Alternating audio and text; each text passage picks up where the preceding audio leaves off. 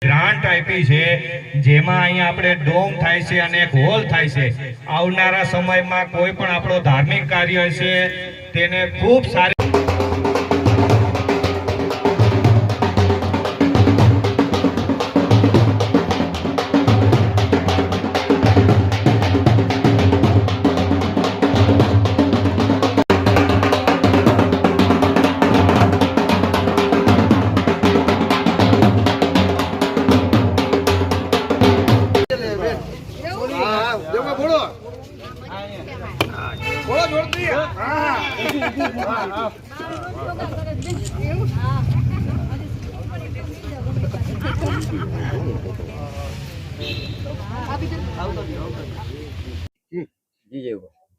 आज रोज माननीय धारासभ्य श्री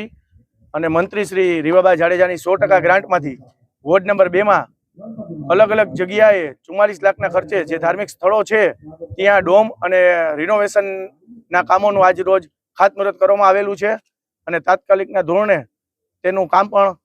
અઠવાડિયામાં જ ચાલુ કરવામાં આવશે અને વોર્ડ નંબર 2 માં માનનીય ધારાસભ્ય શ્રી દ્વારા અલગ અલગ વિકાસના કામો માટે કરોડો રૂપિયાની સરકારશ્રીમાંથી અહીંયા ગ્રાન્ટ લઈ આવી અને ખાસ કરીને અહીંયા જે આપણે લાઇબ્રેરી વોર્ડ નંબર 2 માં સ્પોર્ટ્સ સંકુલ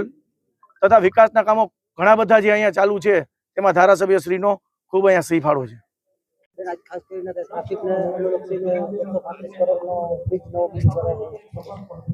જામનગર જિલ્લાના સમસ્ત નગરજનો વતી હું ગુજરાત સરકારના માનનીય મુખ્યમંત્રી શ્રી ભૂપેન્દ્રભાઈ પટેલ સાહેબનો હૃદયપૂર્વકનો આભાર માનું છું। ગુજરાત હવે એ દિશામાં પ્રગતિ કરી રહ્યું છે કે જ્યાં ઉદ્યોગોને વેગ મળે, કનેક્ટિવિટી મળે અને સાથે સાથે ટ્રાફિકની સમસ્યાનું સમાધાન થાય એ માટે જે 135 કરોડની જોગવાઈ અને એની સૈદ્ધાંતિક મંજૂરી આ તકે પ્રાપ્ત થઈ છે ત્યારે જામનગર જિલ્લા માટે, દેવભૂમિ દ્વારકા માટે આ ખૂબ ગૌરવની વાત છે અને જામનગર જિલ્લો છે ઉદ્યોગની સાથે સાથે ટુરિઝમનું પણ હબ છે। દ્વારકાધીશના દર્શનની વાત હોય ત્યારે આપણે જોતા હોઈએ છીએ કે ઘણી વખત ટ્રાફિકની સમસ્યાને કારણે દર્શનાર્થીઓ, પ્રવાસીઓના ભરાવાના કારણે આ નાના મોટા જે પ્રશ્નો થતા હોય તેમાં વાઇડનિંગની સાથે સાથે જે ફ્લાયઓવર બનશે એમાં આ સમસ્યા છે એનો સત્વરે નિકાલ થવાનો છે। ક્વોલિટી સાથેનું કામ એ ગુજરાત સરકારની હંમેશા પહેલ રહી છે અને આ કામની સૈદ્ધાંતિક મંજૂરી મળી ગયેલ છે ત્યારે આવનારા સમયમાં ક્વોલિટી સાથેનું કામ પણ શરૂ કરવામાં આવશે। ત્યારે પુનઃ હું ગુજરાત સરકારના માનનીય મુખ્યમંત્રી શ્રીનો હૃદયપૂર્વકનો આભાર માનું છું। છેવાડાનો આપણો જિલ્લો છે છતાં પણ વિકાસની દરેક પરિભાષાને સાર્થક કરતા દરેક કામો આપણા જિલ્લાને પ્રાપ્ત